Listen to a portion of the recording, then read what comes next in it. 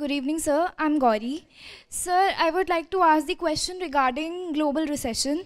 So, as we know that global recession has raised from 4.7% in 2021 to 8.8% in 2022, because of which we are facing the cost of living crisis in many countries.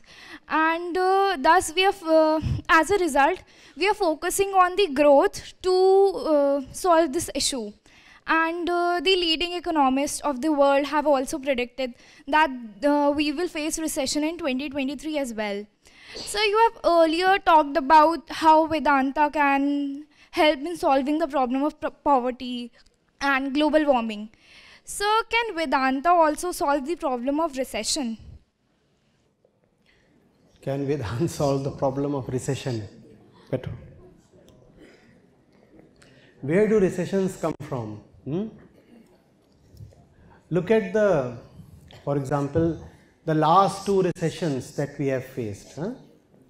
The 2001 dot-com bubble and the 2008 housing crisis, the mortgage bubble. So what happened? The 2001, I was in college those days. What was happening? Everybody wanted to invest in technology companies without knowing what that technology is about. And internet based technologies were very, very nascent at that point. The companies that were receiving sky high valuations, forget about them having profits. Most of them did not even have any product. No product, and yet a lot of money was flowing into them. No product, and yet a lot of money was flowing into them. How was that happening? Imagine, this is 98, 99, right? I have come up with a dot-com company. That's how they used to call that at that time. I have come up with a dot-com company. And nobody knows much about technology yet, not the general public at least. Even the investors do not know much, frankly. And yet a lot of money has been pumped into that company. That company has no product. That company has no profit. And yet many of those companies were able to come up with IPOs. What was happening? We are investigating how recessions first of all come about. What was happening? Why would you put your money in a company you know nothing about? So two things, ignorance and greed. First of all, I do not bother to inquire what is going on. I do not know where I am putting my money, and still I put my money there. Why? Because everybody is putting his money there. It's the latest fad. If you are not investing in .com, you are an idiot. If you are not investing in .com, you are an idiot. And look at how we all, the common man, look at how the common men live their daily life. Do we inquire into what we are doing? No. For example, the common man just gets up in the morning, dresses up and sets out for the office. Does he really bother to stop and ask, why must I continue with this job? Why must I continue with a life like this? There is no attempt to understand at any step in daily life. We just live. We do things because others are doing the same things. So where do you invest? Where everybody is investing. And if everybody is investing at one place, the prices skyrocket.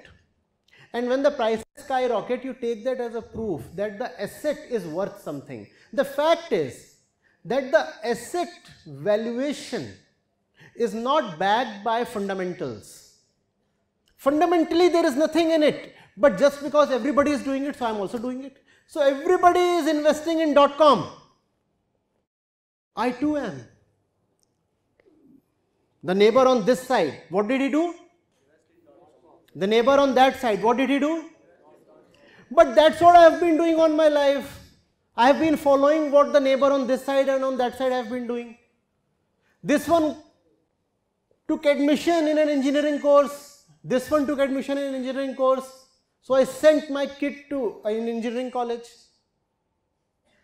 This one decided that, earning, marrying and having kids was the purpose of life. This one did exactly the same. So I followed in their footsteps. I have been doing what all others have been doing all my life. And mind you, we are trying to understand a phenomena in economics called recession.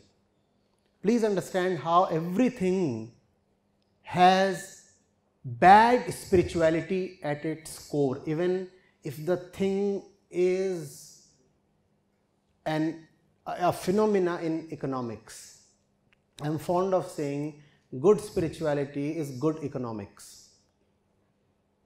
If you do not understand spirituality, you will fail even in economics. Out of ignorance you will act, and out of greed you will keep acting. So I put my money in something, and I am putting my money exactly where everybody else is putting his money. So what happens to the asset price?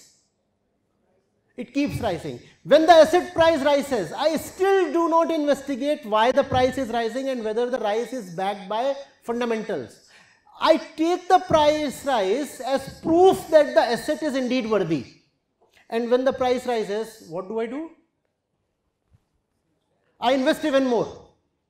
So I get locked in. And it's rising.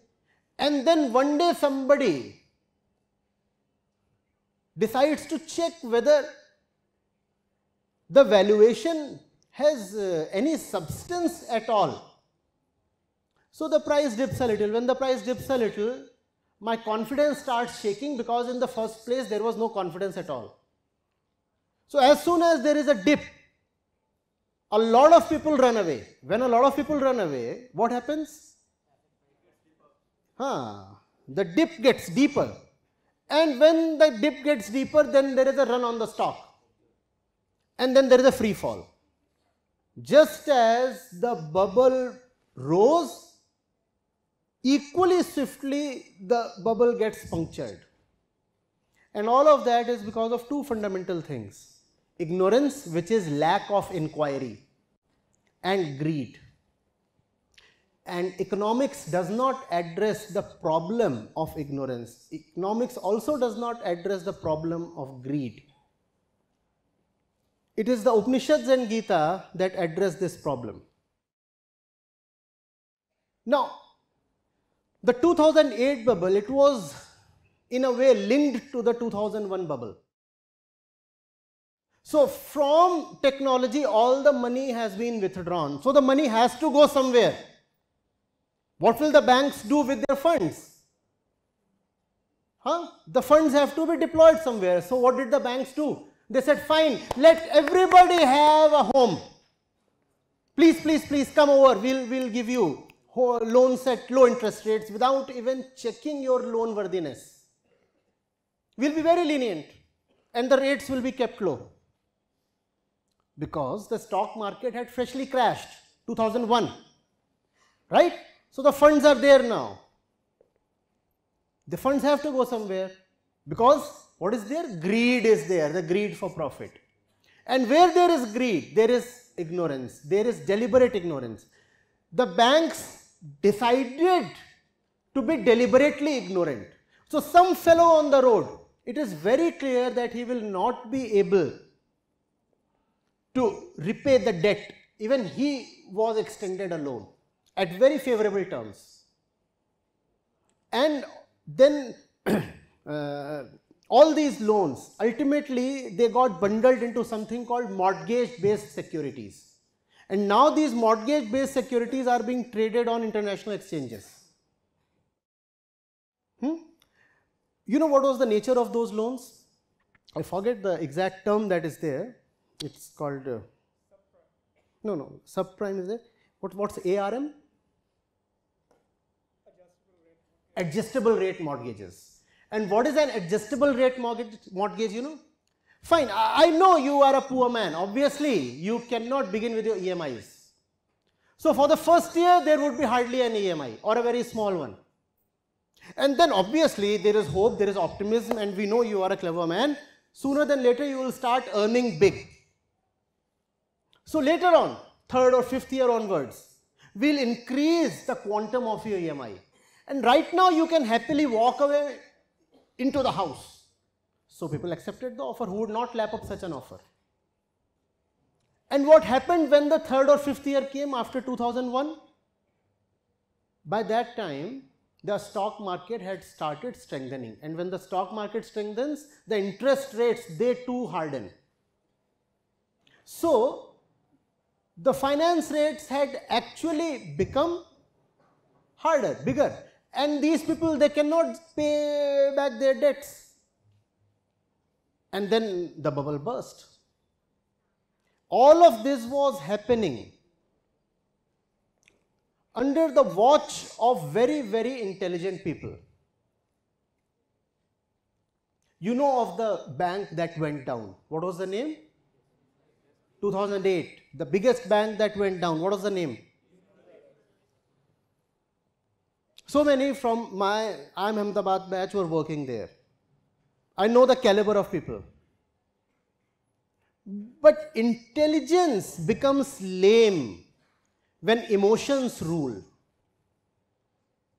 Greed will totally obfuscate your intelligence. A recession is not a very complicated phenomenon. It has nothing but human fallibilities at its core. If we could invest only where there is real value, there would be no bubbles at all. If we could invest only where there is real value, there would be no bubble at all. But in general life also, we do not know where real value lies. Right? As young people, for example, you fall for a boy or a girl and you invest your time, your money, your energy, your attention for years, don't you? You know how much time, energy, relationships consume. Right? Are you sure that asset is worth it?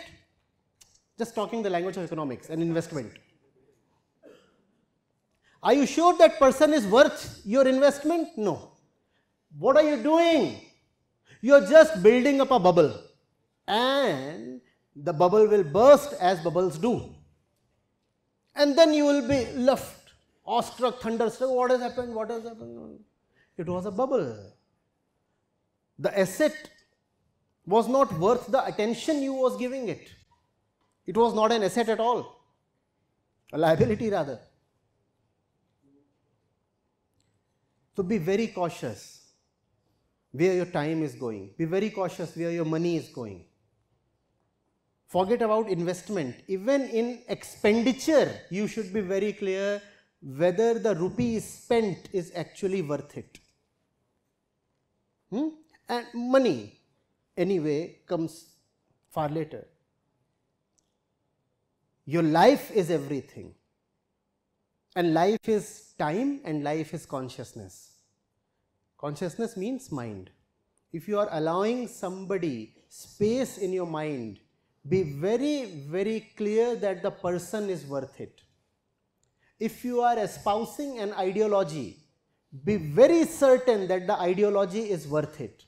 Otherwise, you are building a bubble and the bubble will burst. So, what is the fundamental cause behind all recessions? Ignorance and greed. And economics does not teach you how to deal with ignorance and what to do with greed.